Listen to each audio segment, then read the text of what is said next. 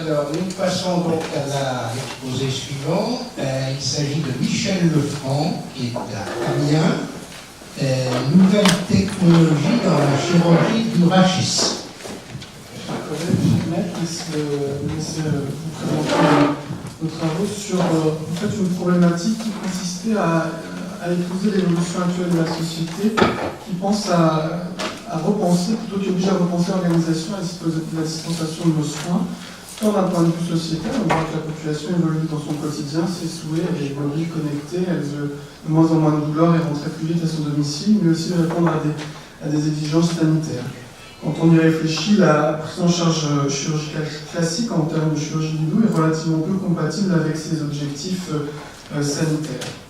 Quand on voit l'évolution de la chirurgie, elle est clairement vers la chirurgie mini-invasive, dont l'objectif est clairement de limiter la voie d'abord et l'exposition, ce qui va permettre de limiter la taille des cicatrices, protéger le tissu sain environnant et ainsi épargner le tissu opératoire adjacent au site opératoire, diminuer les douleurs opératoires ou diminuer le risque infectieux. Cependant, ces techniques sont limitées par une courbe d'apprentissage qui sont décrites comme extrêmement longues et difficiles d'acquisition. Elles sont critiquées par une augmentation du risque opératoire, en tout cas au début de l'activité chirurgicale pour les patients, avec une courbe qui est relativement longue, ce qui fait qu'avant pour proposer cette chirurgie, il va falloir un petit peu de temps. Et puis, il va falloir quand même se guider dans l'espace, et donc on utilise de plus en plus des remix pour guider ces gestes avec un problème d'irradiation à la fois du patient et des équipes chirurgicales, comme vous voyez ici sur la droite. L'idée du travail, c'était essayer de trouver une méthode pour aider les chirurgiens à pouvoir appliquer une chirurgie mini-invasive, à fois qu'elle soit facilitée, sûre et reproductive. Pour ça, on avait plusieurs critères. À notre sens, c'était de pouvoir continuer à obtenir une repère anatomique à notre exposition, ce qui permet de sécuriser le geste. Il va falloir pouvoir prendre en compte en temps réel les interactions entre l'acte du chirurgien et son patient, pour que l'information de guidage soit valable tout au long de la chirurgie. Il fallait que la technologie puisse nous permettre une voie d'abord mini-invasive, et donc l'utilisation des techniques telles qu'elles apparaissaient, que ce soit percutané ou endoscopique. Et puis, il va falloir pouvoir évaluer la qualité de l'acte opératoire, et ceci avant même la fin de cette dernière, avant la fermeture, ce qui va dans l'objectif, bien évidemment, de diminuer le risque de reprise chirurgicale et sa morbidité qui lui sont liées. Ce qui nous est apparu, c'est que c'est uniquement le couplage des technologies modernes, dans l'endoscopie, bien évidemment, la robotique et l'imagerie péropératoire, intraopératoire, qui permet de répondre, qui pourrait répondre à ce type de problématique, en tout cas en chirurgie rachidienne. Alors, on a commencé à travailler en réalité avec la société MedTech, qui est devenue aujourd'hui Zimmer Biomet, sur une solution d'assistance robotisée, avec un couplage entre cette assistance robotisée, une imagerie intraopératoire, et la possibilité d'utiliser n'importe quel outil d'une chirurgie percutanée ou mini-invasive. Toute l'idée que, grâce à cette technique, on va pouvoir virtualiser notre exposition, permettre donc une chirurgie guidée par l'image, avoir l'ensemble de nos informations qui sont nécessaires en temps réel, tout en limitant notre voie d'abord à un accès direct à la pathologie. Pour cela, il fallait absolument qu'on ait un suivi en temps réel des mouvements du rachis. Nous sommes sur un objet mouvant, et là, ici, vous voyez exposé à droite cette exposition anatomique liée à l'image intraopératoire, une information de la situation de l'endoscope dans l'espace de notre patient, et puis l'imagerie telle qu'on peut l'obtenir sur une endoscopie rachidienne classique. Alors, qu'est-ce que permet le robot RosaSpine? Comment ça marche? En fait, son originalité, c'est qu'il est capable de monitorer les mouvements en temps réel du rachis. Il utilise une caméra stéréoscopique, un fiduciaire positionné sur le patient. Il va connaître lui-même ainsi l'anatomie du patient à l'aide de l'imagerie intraopératoire. Il va pouvoir reproduire sur le bras robotisé l'ensemble des mouvements, qu'ils soient propres au patient lors de sa respiration ou soit induits par l'acte chirurgical. Enfin, c'est une chirurgie guidée par l'image. On va pouvoir planifier de manière extrêmement précise le geste, et puis naviguer bien évidemment l'ensemble de nos instruments. Enfin, il y a un capteur haptique qui va permettre d'avoir une interaction avec ce bras robotisé de manière intelligente, c'est-à-dire que le chirurgien va avoir à la fois une possibilité de tracking des mouvements, mais également une possibilité d'interagir et positionner ce bras comme il le désire. Comment se passe une chirurgie avec ce robot? Bien évidemment, on va installer l'imageur intraopératoire, on va installer le robot. Il va y avoir une phase de recalage, il va falloir que le robot connaisse l'anatomie de votre patient. Une fois que cette imagerie et ce recalage est fait, vous allez pouvoir planifier votre geste. Vous voyez que là, on utilise directement l'ordinateur au sein du bloc en conditions stériles. Une fois ce geste réalisé, on va pouvoir réaliser ici la pose d'un implant qui est une vis. Enfin, on va avoir un retour sur l'information de positionnement de chacun de nos outils en permanence avec une concordance à la fois du tracking mais également une navigation de notre outil, et ceci quel que soit le moment opératoire. Alors le premier, il fallait quand même vérifier d'abord la fiabilité et la précision d'un tel outil. On a utilisé l'implantation de vis comme base de départ, avec la problématique de la neurotoxicité et le mauvais positionnement de vis en chirurgie raphidienne. Et on a utilisé les classements de vis tels qu'elles sont utilisés dans notre société. Le grade A est une vis entièrement dans le pénicule, le grade D est une vis en dehors avec plus de 4 mm d'erreur.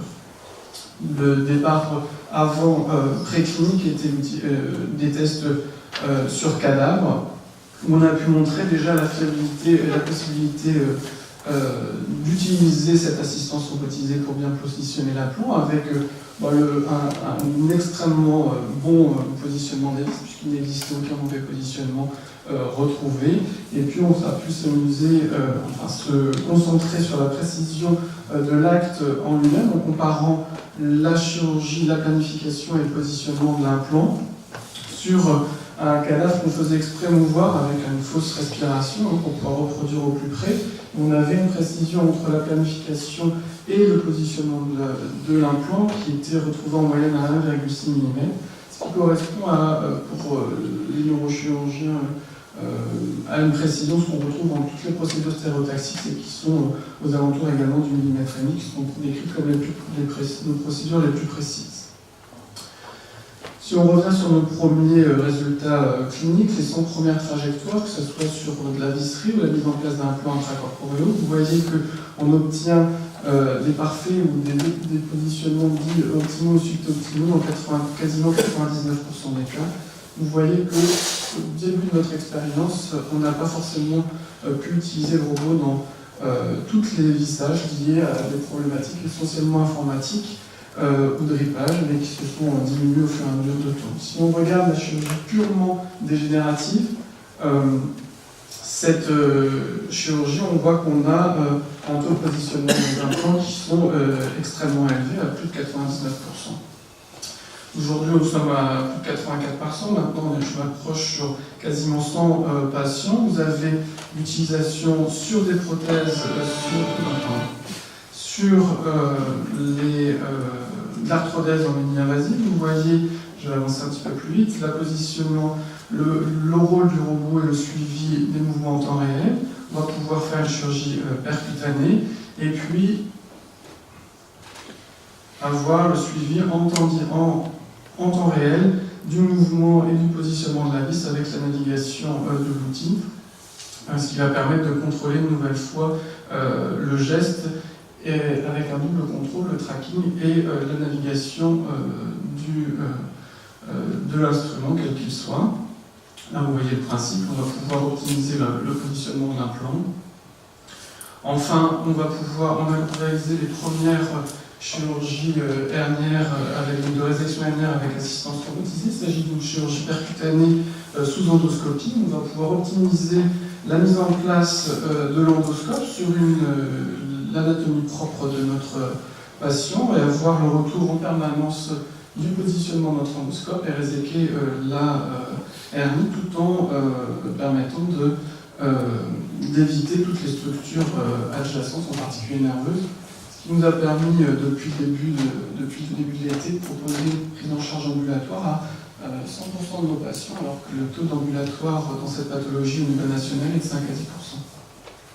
Enfin, un autre exemple est une chirurgie d'ablation de tumeurs par radiofréquence. On sait que la radiofréquence a montré sa fiabilité dans les résections. Elle est peu utilisée en chirurgie rachidienne pour le risque de neurotoxicité. Là, vous avez la possibilité d'optimiser le positionnement de l'implant et réaliser un geste mini-invasif, voire combiné avec un geste de décompression. Je reviendrai aux conclusions. L'intérêt pour nous d'un couple, en fait, robotique et imagerie, qui permet d'avoir les informations anatomiques qui sont en réalité virtualisées à l'écran. Ça permet de réaliser des techniques de parois d'abord mini-invasives qui répondent donc aux problématiques d'infection, de récupération rapide, mais tout en sécurisant le geste et en le rendant plus facilement reproductible et fiable. Ça permet à notre centre de répondre aux exigences d'une société moderne. Merci.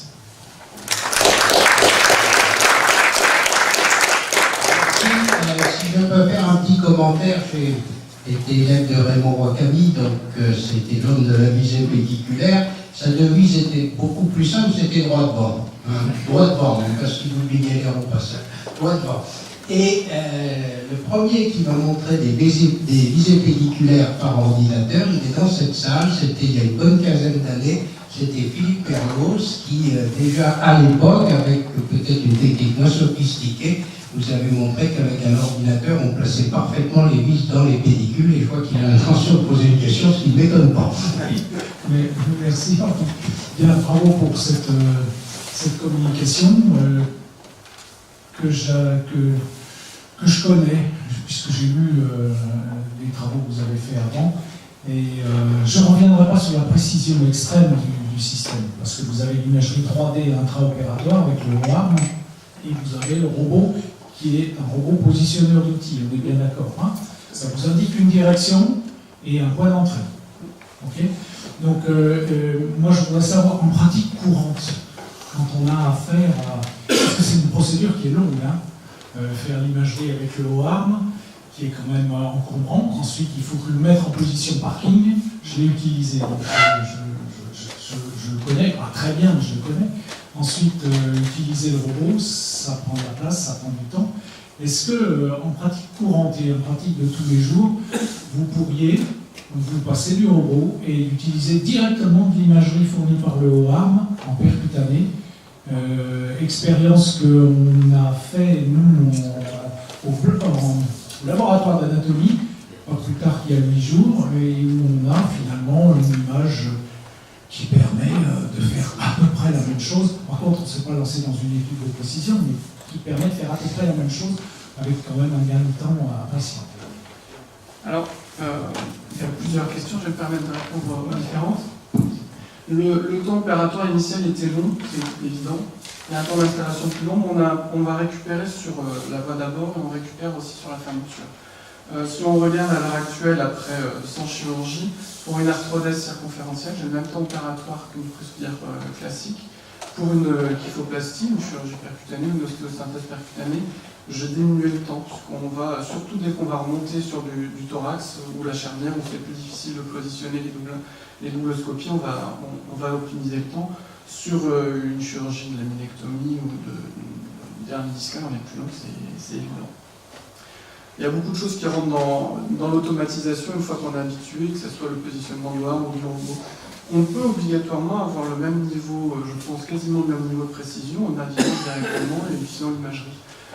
Toute l'idée quand même d'utiliser le robot, c'est d'avoir un outil qui nous permet de réaliser exactement ce qui a été planifié. Et c'est là tout l'intérêt. Là, on est sur les prémices, et toute l'idée va être de pouvoir incrémenter pour tout ce qui est rachidien, l'équilibre sagittal et coronal, de pouvoir virtualiser la chirurgie, le résultat, et puis après de pouvoir faire cet acte-là. Et là, le robot il va nous aider. C'est pareil, c'est de même pour la kyphoplastie, on a commencé, c'est virtualiser la réduction. C'est-à-dire optimiser l'implant, le positionnement de l'implant, etc. Et là, le robot, il a vraiment tout son sens. Pour une vis seule, on est tout à fait d'accord. Oui, c'est la réponse que j'attendais, effectivement. Le robot permet de virtualiser les choses et surtout de coller au planning qu'on a fait en préopératoire. Voilà. Une petite précision pour Henri, C'était en 1995, la première visée. Ça fait plus de 20 ans maintenant. Le temps passe. Absolument. Merci beaucoup Michel pour avoir été aussi un élève de Soirée. La technique robotique, je sais qu'on en discutait alors que j'étais un jeune interne avec lui.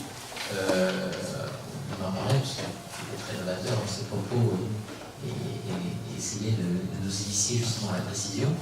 Et en tant que neurochirurgien, on a dit, effectivement, la technique de la stéréotaxie rachidienne était aussi en question à l'époque, de savoir si on pouvait appliquer une technique stéréotaxique au rachis, et donc la précision et tout ce qui est associé à cette méthodologie, la liaison avec l'image simultanée, et je crois que la robotique est effectivement une solution magnifique, qui a aussi magnifiquement développé la précision. Bien, écoutez, merci beaucoup et bravo.